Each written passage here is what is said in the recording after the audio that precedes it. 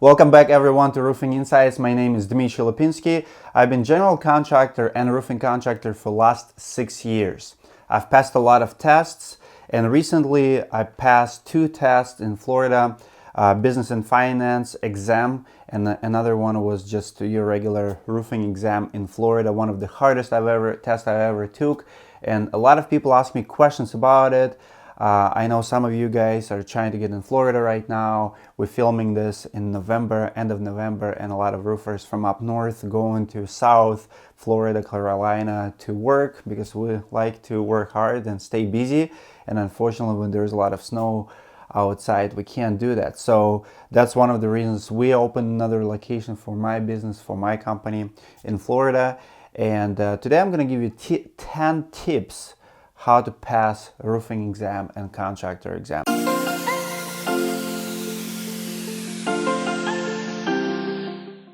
I'm a teacher by trade, so it's a little bit easier for me when it comes to testing and studying, even with the language not being my first language. I come from Russia at the age of 22. I didn't speak any language, but I'm going to give you a couple tips as a teacher and also as a friend contractor who passed a lot of tests before. And the first one is going to be very simple. I see a lot of contractors are doing this mistake, and it's a mistake and it costs them tremendously in life later on. You have to do the test. If you're the owner of the business, I don't care if you're immigrant, I don't care if you think that school is not yours, you as a business owner, as a contractor, have to take the test. My first tip is don't let your wife, your kids, your partner, or your employee to take the test for you. I have a lot of friends who literally ask their wives to go to Department of Labor and study, or whatever the government agencies governs those exams and licenses, and they literally ask them, hey honey, can you please do it? You know, you went to medical school, it's easier for you. I'm a contractor, I just work with a hammer, I don't like study. Guess what? Every single time you work on your test, every single time you work on your books and your education, you're going to become better in your trade, especially with something for your license. Absolutely number one tip for everybody, you do it yourself. Tip number 2, guys, is I highly recommend, especially if it's your first time, go to school. There's a lot of classes out there available for public. I know in Florida they have ChemTech, and here in Minnesota we have Kaplan University. Almost in every state they have some kind of programs who work for with the contractors on a regular basis. Just find a school and do go sit through a 2-3 day class. You'll be amazed how much you can learn and how much confidence it's gonna build in you just by attending 8-hour, maybe 16-hour class, and learn from somebody who've done it and who can take you and give you proper tips how to take that exam. They know it, that's what they do for a living. I highly recommend. It's probably the best use of your time in preparation for the exam. Tip number 3, buy the books. And you can see here, this is the books required for Florida contractor test. They cost about $2,000. For the first set, I didn't actually pay for them. I have a friend who already have the books in Florida. He just shipped them to me. It'll cost you a couple grand for the full set of Florida. Most other states much cheaper. You don't need to buy all of them.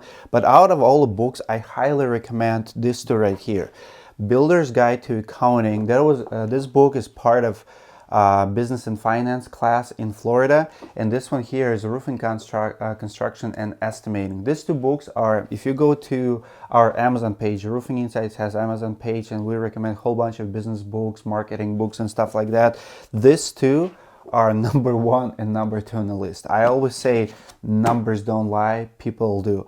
This book right here, you're gonna have so many questions about depreciating your vehicles, how to calculate your profits, how to deal with your overhead, why you have to charge more. These 2 books absolutely must, because you can buy them on Amazon and they're part of the test. They're a little bit pricey. I think this one costs about $35. Links below to this video. You can click on those links and go directly and buy them on Amazon. And this one here, well, you're definitely going to get a lot of questions if you passing tests almost in any state. Great book. It's very easy to navigate, and it's very thorough book too. So not only you're gonna get a lot of questions from it, but you're actually gonna learn a lot too. Tip number 4 is I highly recommend when you buy Florida books, if you trying to get Florida exam. I didn't do it because somebody gave me their books, but I didn't even know it exists. You can see there's 2 identical books, but this one here has a bookmarks. I highly recommend you pay a little bit extra for those bookmarks. To me, it's not even worth the time to do it yourself. If you don't have the bookmarks option for purchase, just do them yourself. But you can see how easy it is to navigate. See, at the test, you're very limited with time. You have 2-3 minutes per question. So, for example, if you have a question on fasteners, you just have a tab here, fasteners, open it up, and you'll find it. Or roll roofing, build-up roofing, aluminum, metal roofing, siding, valleys, tile roofing. So much easier to navigate, and it goes to all of them.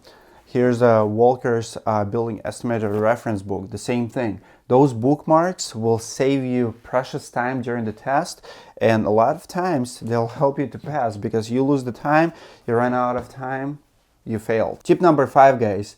Study by answering tests. I know it's not very popular. Some of you might not even agree with me. I'm okay with it. You don't have to agree with me. But for the first test, that's the only way I study. I have a really good memory. So what I did, and I recommend it to everybody, with this type of tests at least, because it's impossible to learn everything. So pretty much you go here, you study by answering tests. Like what I've done is I pretty much put answers right next to me, and I just started reading questions. So, for example, which of the following work items can be performed by a certified specialty structure contractor? You can find that answer in this book, which will take you a lot of time, and you still have to memorize it. Or you can see the answer and just memorize it like that. So, for example, there's a lot of questions from OSHA, and those you can't remember by memory, because you'll never have to be dealing with it on a daily basis. Like, for example, your PSI questions. How many PSI your nail gun has before it has a safety trigger? 60 PSI, 80 PSI, 100 or 120? The right answer is 100. Guess what? When I see that question and I see the answer, I'm gonna remember, because I already answered 100 PSI. I'm like, okay, great. So instead of me trying to learn something like that in a book, I mean, it makes no sense. So this is how I learn. It'll take you a couple hours to go through 100-200 questions. Tip number 6, guys, is learn how to navigate index. You're gonna have a lot of questions about a lot of details, and you're not gonna know answers right away, or maybe you'll be confused where to look for. Or sometimes the question will reference big book like Florida Building Code or some kind of book. But then what I've done, I would go to book like this, and not all books have great index. For example, NRCA Roofing Manual, there's 4 books, and you're allowed to bring them to the test, at least in Florida. But then those books don't have index, so you can only go on the first page and kind of see the chapters. But here's the deal: when you're good with your index, so let's say you have a question on settle flashing, so you go here, find the settle question page really quick. It's page 70. Now, even if it's not book they're asking about, you know that this is my settle question, this is the paragraph, and maybe you get an answer like that.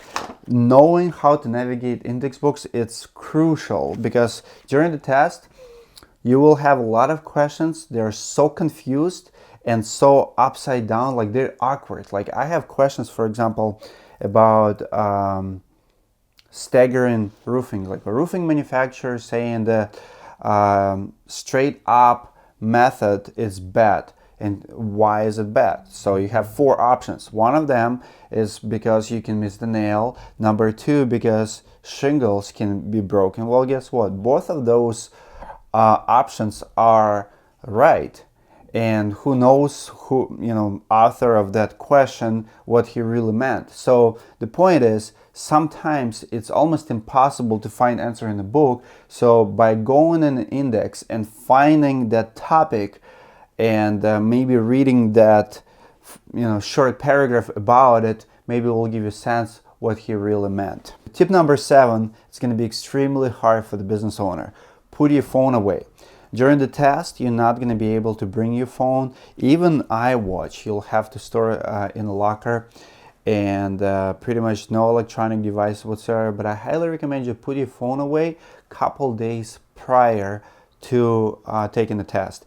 I've been at, last time I've seen massive failure was Vinyl Siding Institute. It was a room of 150 contractors, and it was a 4-hour class, and after the class we were taking tests, and more than half of people are failing. As a matter of fact, myself, I failed the test.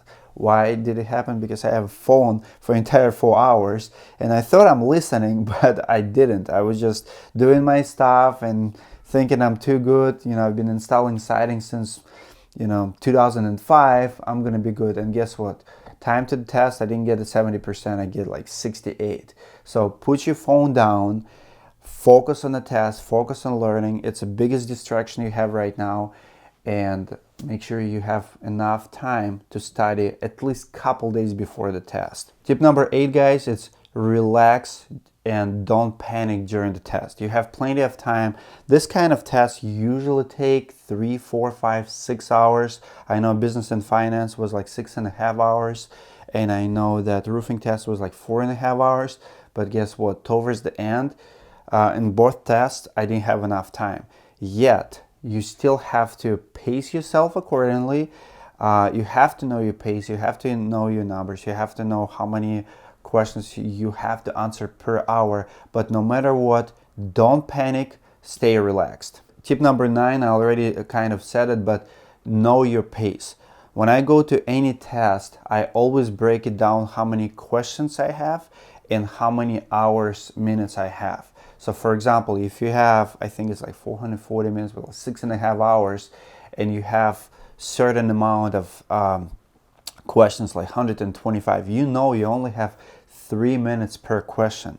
So some of them you go through, some of them you will need 10 minutes because you'll have calculator in heavy use, like figure out your percentages and your math questions and stuff like that. Just know your pace, how many questions per hour, how many questions per minute, and so on. And don't stuck on some questions. Just if it's too hard, come back to it later. Maybe in kind of like side tip, answer the question, because you don't want to finish it all and have run out of time and not even answer, because if you don't answer, you got it wrong. So at least answer, and they usually have a marks to come back to that question later. But don't waste your time if you feel like you're ruining your pace. Stay on your pace, and if you have enough time, come back. But you don't want to be last 10 minutes and still 20 questions to go, because that's just good recipe to fail the test. And tip number 10, think about your diet. Those tests, guys, and especially Florida one, it's 6 hours, 5 hours, 4 hours, that range. So it's a big test. Some tests you can time out, go use bathroom, go eat, take lunch, take a break, whatever. This kind of test, time goes against you. If you're taking a test in the morning, I highly recommend you have light breakfast, nothing super heavy. I mean, carbs will put you to sleep. You know how you eat. I would actually recommend anybody to go absolutely fasted, because that's where you mentally focus the most. And if you're fasted and just drink enough water to stay hydrated, you're not going to be focusing in the bathroom. You're not going to be focusing on food. You will be alert. Now, if you just have huge lunch with a lot of carbs, you will be fighting sleep. I mean, it'll be hard to keep up with the test, with the questions. I mean, that's how your body operates. If you have to eat, just eat something light, something will not distract you, something will not fulfill you completely, and will help you mentally focus. Maybe something for your brains, a little bit of sugar, so you have some glucose in your brain to help you with those hard questions. That's all I have for you guys. Again, if you're the business owner, put your phone away. Don't let anybody else do it for you. You own it. It's your company. It's your business. Do it. I believe in you. I know a lot of guys wouldn't do it just because they think their English is not. But listen, 5-6 years ago, my English was half of this, and I still study and I still passed. Your English is fine. By the way, in a lot of states, they will allow you to take a test in your language. I know Spanish, it's widely available. I know even Florida, I believe I've seen an option to take it in Spanish. So look for those options, but I highly recommend you take it. You're gonna be just fine. Let me know what you guys think about this content. A lot of people have been asking me these questions, and instead of calling people, picking them up phone and giving all these tips, I just decided that it's easier for me to make a video for everybody to see, so I don't have to repeat myself many times. Let me know in comments below what other tips you have, and if it helped you in any way, shape, or form. Would like to hear feedback from you. Don't forget to subscribe. Check out that Amazon store. We have a lot of good stuff we recommend for contractors. Support us that way, and I'll see you guys next time. Thank you for watching this video. Let me know what you think about the topic today in comments below, and do not forget to subscribe to our channel.